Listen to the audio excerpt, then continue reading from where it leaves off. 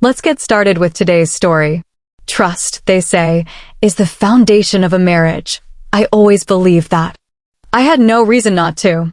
Sophia, my wife of 10 years and the mother of our 2 kids, was kind, compassionate, and above all, loyal. At least, that's what I thought. For months, Sophia had been visiting her sister Rebecca more frequently than usual. She said Rebecca needed her support. I mean, she's dealing with so much, Daniel, she'd say, concern clouding her green eyes. 3 kids, a full-time job, and Alex isn't exactly the most helpful husband. It all seemed so reasonable. Rebecca and Sophia were close, and family meant everything to her. I admired that about Sophia, how she'd drop everything to help someone in need. Little did I know, she wasn't helping Rebecca at all. It started with small things. One night, Sophia came home later than usual, her hair slightly disheveled and her face flushed. Rebecca's youngest threw a tantrum. She explained hurriedly when I asked. You know how toddlers are. Her phone buzzed incessantly after that. She'd smile at the screen, sometimes even giggling before tucking it away. When I asked who it was, she'd say, Rebecca, we're planning a surprise for Mom's birthday. I trusted her. Why wouldn't I? But as weeks passed, things didn't add up. Her visits to Rebecca's house grew longer and more frequent. She was always distracted when she was home, like her mind was somewhere else, or with someone else. One Friday evening, as we sat on the couch, I tried to bring it up. Sophia, I began cautiously, don't you think you've been spending a lot of time at Rebecca's? She looked up from her phone, feigning surprise. What do you mean? I mean, you're there almost every other day now. Is everything okay? You're not burning yourself out, are you? Her laugh was light, dismissive. Burning out, Daniel? Please. I'm helping my sister. Isn't that what family does? I get that, I said, my tone soft but probing. But it's not just about you. I miss you. We miss you. Her smile faltered just for a moment before she placed her hand over mine. You're sweet, really, but you don't need to worry. Everything's fine. It wasn't fine. The last few weeks, Sophia had been different. At first, I couldn't put my finger on it. It wasn't obvious, just subtle changes in how she acted around me and the kids. She laughed a little less, avoided my gaze a little more, and seemed perpetually distracted, as if her mind was somewhere else entirely. The distance between us had grown emotionally and physically. It had been nearly 2 weeks since we'd had any sort of intimate moment, the kind that reminded me why we fell in love in the first place. Whenever I tried to bring us closer, she'd pull away with excuses about being tired or overwhelmed by her time at Rebecca's. The kids had noticed too. They'd asked why Mom seemed so quiet lately, or why she was spending so much time at Aunt Rebecca's house. I tried to reassure them, but it was getting harder to ignore the growing cracks in our family. That growing unease gnawed at me, forcing me to pay closer attention to everything she did. And then, on a random Thursday afternoon, it all came crashing down. I was driving back from a meeting and decided to take a shortcut through the park near Rebecca's neighborhood. The kids were at their after-school activities, and Sophia had said she was going over to help Rebecca with something. That's when I saw them. Sophia and Alex. They were sitting together on a bench beneath a large oak tree, their heads close as if sharing a secret. Sophia's hand rested lightly on his arm, and their laughter filled the air, a sound that seemed too intimate to be shared in public. They weren't just laughing, they were entirely absorbed in each other, lost in their own little world. I pulled over, my stomach nodding. They didn't see me, too engrossed in whatever conversation they were having. I watched for a few minutes, feeling like an intruder in my own life. My chest tightened as Sophia leaned in and playfully shoved Alex's shoulder, a gesture far too familiar for someone who was supposed to be helping her sister's family. When Sophia got home that evening, I was waiting in the kitchen. Hey, I said casually as she walked in, setting her purse on the counter. How was your day? Good, she replied a little too brightly. Just busy. Ran some errands, spent time at Rebecca's. Oh yeah, I said, trying to keep my tone even. What did you guys do? She shrugged, not meeting my eyes. Nothing much. Helped her organize the kids' toys, talked about the usual stuff, you know how it is. I nodded slowly, but something about the way she answered didn't sit right. She was clearly lying. Deep down, I knew there was something more serious going on with her and Alex. That night, as she showered, I sat in the living room, staring at her phone on the coffee table. She rarely let it out of her sight these days, always keeping it face down or tucked away in her bag. But tonight, she'd forgotten it.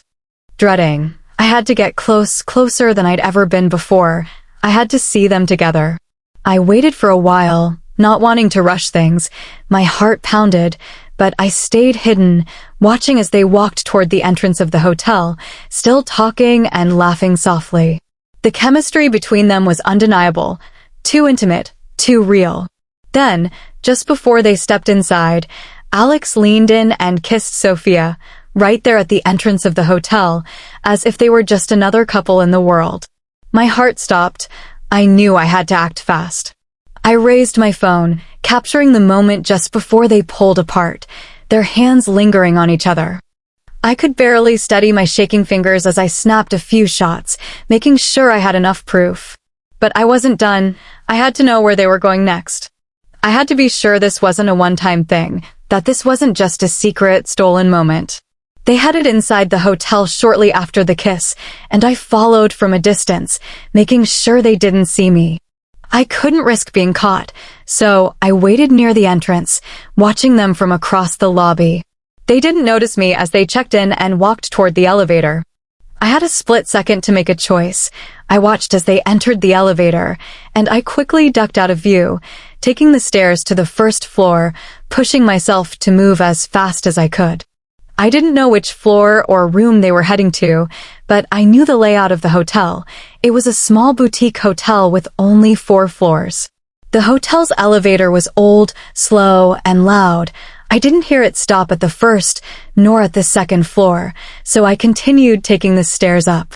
When I reached the 3rd floor, I could hear it creaking to a stop. I stayed hidden in a corner of the hallway with a clear view of the elevator doors. It didn't take long for them to open with a familiar ding, and I watched as Alex and Sophia stepped out into the hallway, still close, still wrapped in each other's world. My heart pounded in my chest, but I held my breath and pulled out my phone, quickly starting to record. Sophia laughed at something Alex said, her eyes bright with that same look I hadn't seen in a long time. Then Alex leaned in, and they kissed, right there in the hotel hallway. The kiss was slow and deliberate, as if they were the only 2 people in the world. I couldn't look away. Every second, every moment was undeniable proof. My phone trembled in my hand, its weight heavy with the truth I had captured. They finally pulled away from each other, their faces flushed, smiles betraying a secret I never wanted to know. Without a word, they turned and walked down the hall, disappearing into room 32-12. I stood frozen, still holding the phone, the sting of betrayal cutting through me like a blade. But now I had what I came for, the evidence, the photos, the timestamps, everything I needed to expose them. I didn't need to see them leave. I already knew enough. I had the undeniable proof, their kiss, the hotel room, the precise details of their affair. I wasn't just going to confront Sophia alone. I was going to make sure she felt the full weight of her actions. She wasn't going to get away with destroying everything we'd built without facing the consequences. As I got into my car, my hands still shaking, I could barely breathe. The storm of anger raged inside me. The confrontation was coming soon. Today would be the last day Sophia would be able to pretend she hadn't shattered everything. Tomorrow, at the family gathering, I would expose it all. I had to do this for me, for Rebecca, for the kids. Sophia had no idea what was coming. That day, I barely slept. The hours felt like an eternity as I steeled myself for what was about to unfold. The family gathering was for Sophia's mother's birthday, a big event where both families would be present. If Sophia wanted to destroy our family, I'd make sure everyone saw the wreckage. When the time came, I made my way to the party, my mind racing with thoughts of how it would all play out. The house was filled with family members, laughter echoing through the walls, but I couldn't shake the tightness in my chest. Every sound seemed to make my heart race faster. I stood in the middle of her mother's living room, surrounded by smiling relatives. Sophia was in the kitchen, laughing with Alex as they carried out a cake. It was almost poetic how perfect they looked together, yet how rotten their bond truly was. As everyone sang "Happy Birthday," I stepped forward. "I have something to say," I announced, my voice cutting through the festive air. All eyes turned to me. Sophia's smile faltered, and Alex's face went pale. "What is it, Daniel?" my mother-in-law asked, concerned. I pulled out my phone and played the recording. The room fell silent, save for the muffled sounds of Sophia and Alex's laughter on the video. "Turns out," I said, my voice cold and steady, Sophia's visits weren't about helping Rebecca. They were about helping herself by getting closer to her sister's husband. Gasps echoed through the room. My mother-in-law's face crumpled as she turned to Alex. "Is this true?" she demanded, her voice trembling. Alex stammered, I can explain," but there was no explaining it. Sophia lunged toward me, her face a mask of desperation. "Daniel, please, let's talk about this. Not here, not like this." I stepped back, shaking my head. "Talk? You've done enough talking with Alex." Rebecca slapped Alex across the face, her voice breaking. "How could you?" "With my sister." The party dissolved into chaos. Relatives shouted, children cried, and Rebecca stormed out, dragging her children with her. Sophia stood there, her face streaked with tears as the family she claimed to love so much fell apart around her. In the end, Sophia got what she deserved. Rebecca filed for divorce, and I did the same. The once tight family ties Sophia worked so hard to strengthen were left in tatters. As I signed the divorce papers, Sophia tried one last time to appeal to me. "Daniel," she pleaded, her voice cracking, "I made a mistake, but I love you. Please don't do this." I looked at her, feeling nothing but contempt. "You made your choices, Sophia. Now you live with them." And with that, I walked away. That's the thing about betrayal. It doesn't just break hearts, it destroys everything in its path. Sophia and Alex thought they could hide their affair, but secrets always come to light. And when they do, the fallout is inevitable. Thank you for watching.